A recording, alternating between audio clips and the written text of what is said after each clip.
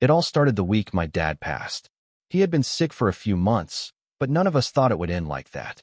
One day we were hopeful, thinking he was getting better, and the next day, he was just gone. His funeral was 2 days ago. It was the hardest day of my life. I had just turned 18 a couple of weeks before that. My birthday was quiet since Dad was already in the hospital, but he still called to sing happy birthday. That meant a lot to me. After my mom passed when I was real young, it was just Dad and me for a long time. When I was around 8, he married Clara. From the beginning, she and I never really clicked. We did not argue much when Dad was around, but there was always this weird feeling like she did not want me there. She mostly stayed in her room, kept her distance. If I sat in the living room watching television, she would sigh real loud, then either walk off or ask me to do something I had already done. Dad built our home before he ever met Clara, so every corner of that place held some memory of him and me. That house felt like the one piece of life I could hold on to. Then came the morning after the funeral. Clara walked right into my room without knocking. I was sitting there, just staring off, not having slept all night. She said, "You need to start packing." At first, I thought she meant we were selling the house, which would have been sad but maybe understandable. But no, she meant I had to leave. Me. She was staying. "Let me know when you're ready for part 2 by replying with plus." I stared at her, not sure I heard right. I asked, "Wait, what do you mean I'm moving? Where would I even go?"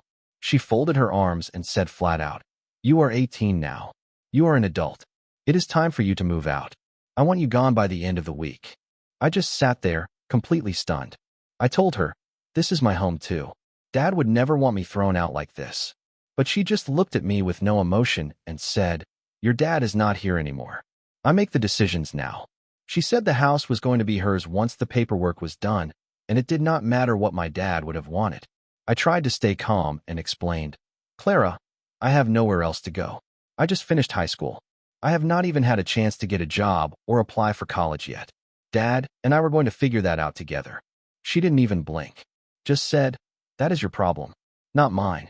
I asked her, "Is this because you never liked me?" And you know what she did? She laughed. Not a big laugh, more like a cold little chuckle. "Maybe," she said. "Maybe I just want my own space without a gloomy kid walking around. Your dad spoiled you. It is time you grow up and face the real world." Then she leaned in a little and said something that gave me chills. "If you make this hard, I will make it worse. You have no clue what I am capable of." The way her eyes looked when she said that, I had seen it before, usually when Dad was not around. She had that same look whenever I left a glass in the sink or forgot to close a cabinet door. It was the kind of look that made you feel like something bad might happen. I told her straight up, "This isn't right. Dad built this house. It's filled with our memories. I'm his son." But she just turned around and walked out like it meant nothing. Later that day, I heard her laughing on the phone with someone, like everything was just fine for her. Meanwhile, I was sitting there wondering what the heck I was going to do. I didn't have any other family to call. My grandparents passed away a long time ago. My mom was an only child, and Dad's brother lives overseas. We were never close, and I haven't spoken to him since I was a little kid. I couldn't even remember how to reach him. I honestly felt like I was being completely reasonable. I didn't want to freeload. I was ready to get a job and start paying rent. I just needed time. That night, I tried again to talk to her. I knocked on her door and said, "Clara, can we please just talk about this?" She slammed the door right in my face. Friday came, and I gave it one more shot. I knocked again. She yelled through the door, "If you're not out by Sunday, I'm calling the police. You'll be trespassing." I tried to reason with her, said maybe we could figure something out, work out a plan. But she started shouting this string of nonsense. Words all jumbled together like she just wanted to make noise and drown me out. Sunday morning, I woke up and she was already in my room. The door was wide open, and she was standing there with 2 big trash bags. She said, "Since you didn't pack, I'm doing it for you." I jumped out of bed and told her not to touch my stuff. She ignored me, started grabbing my clothes and shoving them in the bags. No care at all, just stuffing everything in, including pictures of Dad and me, and my school books. I begged her, "Please, just give me a few more days. I'll find somewhere to go. I'll try." She spun around, face red and breathing hard. "You had enough time. I don't want you here sulking around and reminding me of things. You're a grown man now. Act like one." Then she threw one of the bags at me. It hit my chest and landed on the floor. Inside were some of my clothes and my laptop. Take this and leave. The rest will be on the porch, she said like she was tossing out the trash. I stood there frozen, still in my pajamas, not knowing what to do. I grabbed the bag and went to the bathroom to throw on some jeans and a hoodie. When I came out, she was dragging the second bag toward the front door. The one with my laptop was already outside. Out. Now she barked, her voice trembling but her eyes cold. I tried one last time. What about Dad's stuff? His tools in the garage? His old clothes? She said, that's none of your business. It's mine now. I could not believe it. She actually said that. Then she reached for my arm and dug her nails in. I said, get out. I pulled my arm back, did not shove her or anything, just got free, and she stumbled a bit. Then she screamed, loud and high-pitched like she was being attacked. He hit me. He's attacking me. There was nobody else around. Just us. I stood there, stunned. Clara, I didn't touch you. Stop. But she sprinted to the kitchen and grabbed the phone. I'm calling the police. I'll tell them you assaulted me. I panicked. My heart felt like it was going to explode. I knew no one would believe me over her. She always had a way of twisting things. I picked up the other bag from the porch and just walked away. I walked until I reached the end of the street.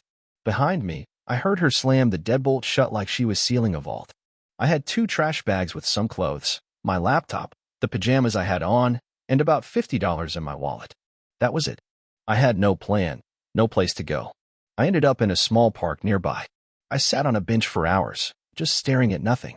I pulled out my phone and tried calling Mike, the only friend whose number I still remembered from high school. Straight to voicemail. I left a message, but I had no idea if he'd even listen to it, let alone help. When the sun went down, I walked into a 24-hour diner. I bought a cheap coffee so I could sit inside and warm up a bit. The waitress kept giving me sideways looks. I must have looked rough.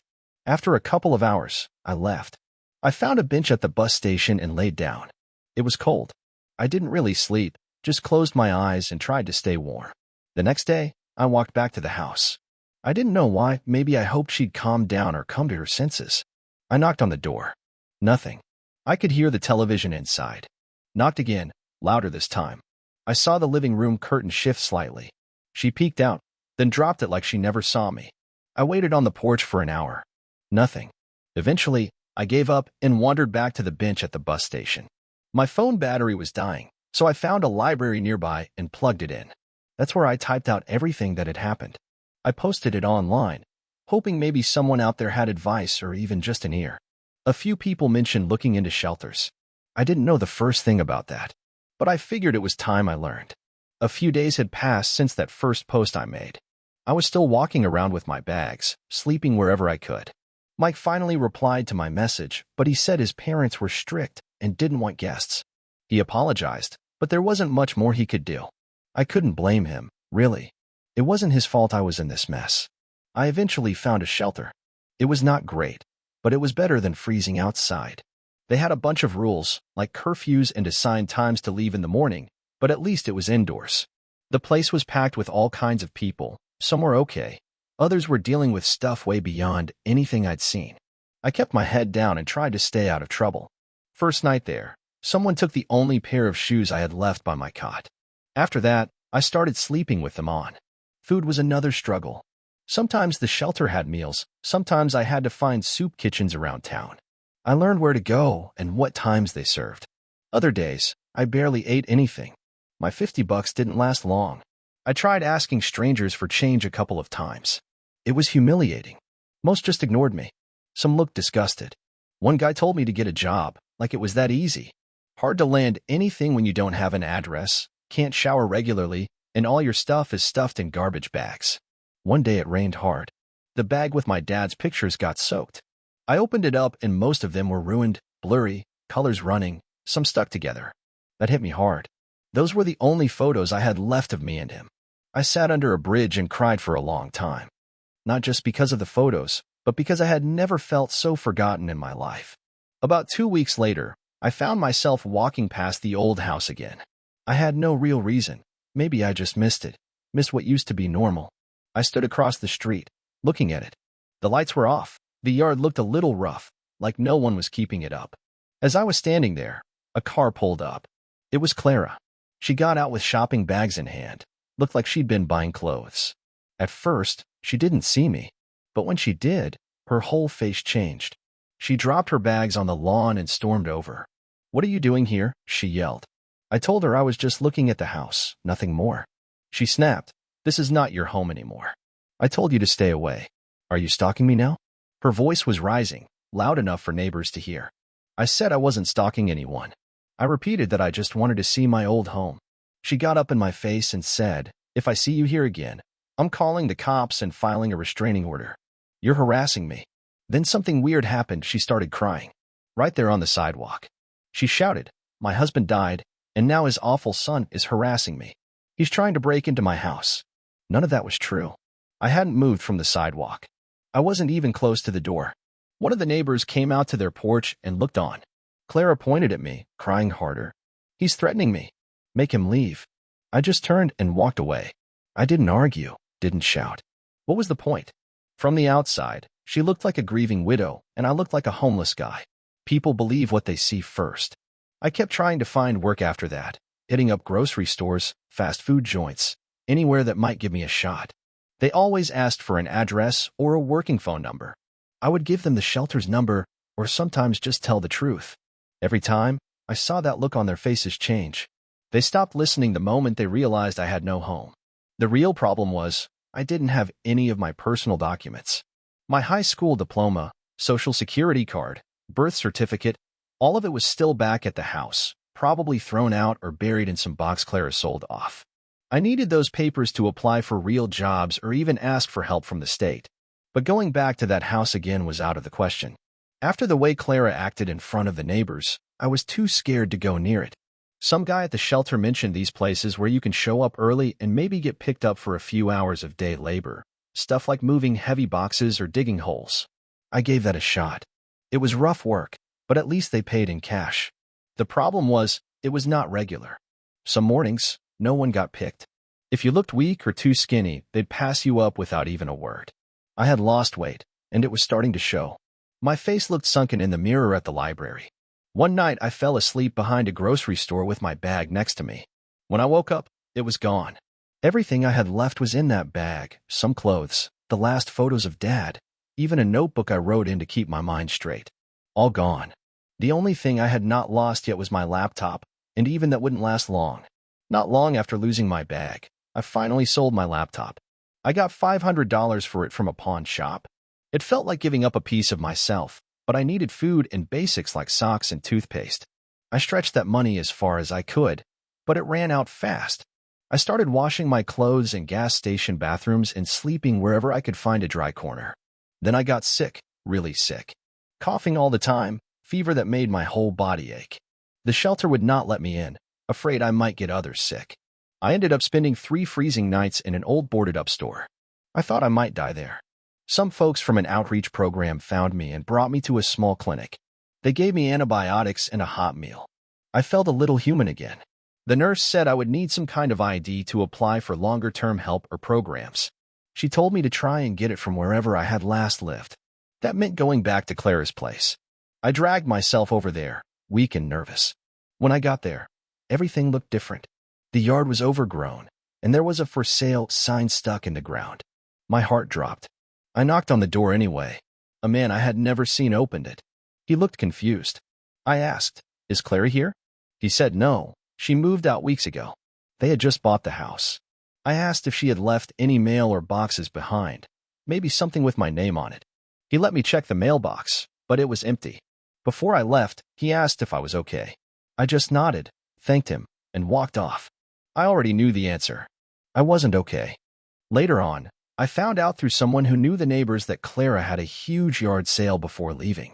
She sold nearly everything, Dad's tools, furniture, probably my personal stuff too. She told people she was drowning in debt after my father died and had no choice. That was a lie. Dad was careful with money, always had been. They also said she had some sort of breakdown. She was seen throwing things out of windows, cutting down Dad's rose bushes with a kitchen knife while crying and talking to herself. A week later, she vanished. No forwarding address, no word. Just gone. It felt like she wanted to erase both me and Dad from existence. I tried applying for a replacement birth certificate and social security card, but without ID, a mailing address, or any kind of legal paperwork. It was a dead end. Everything was a loop. I needed documents to get help, but I needed help to get documents. I started feeling worn down in a way I never had before. Not just tired, but hollow. Like there was no part of me left that believed things might turn around. One afternoon, I saw a guy I used to know from school, walking down the street with his parents, carrying shopping bags and laughing. He spotted me, his face went stiff, and he looked away fast, kept walking like I was invisible. That hit harder than I expected. I knew I looked rough. Skinny, dirty clothes, hair a mess. But still, I was a person.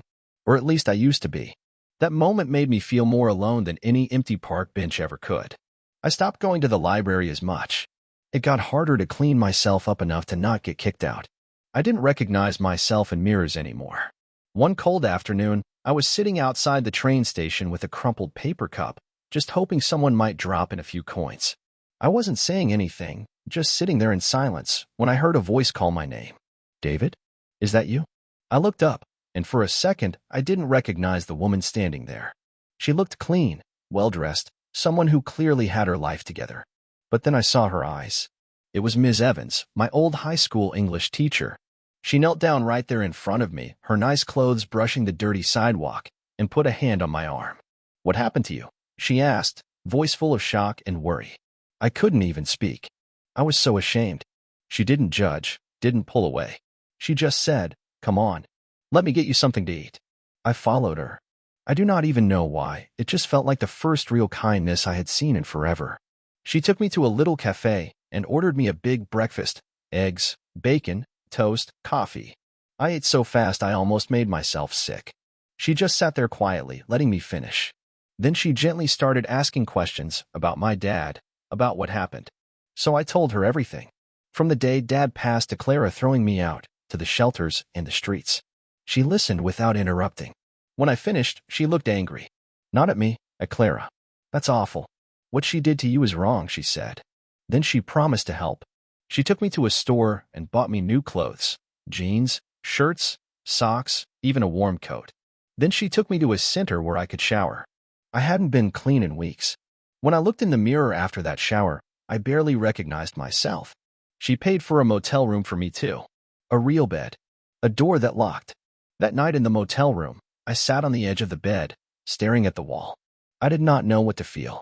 It had been so long since I had a quiet place to sleep. I almost didn't trust it. Ms. Evans gave me her phone number and told me to call if I needed anything or even just to talk.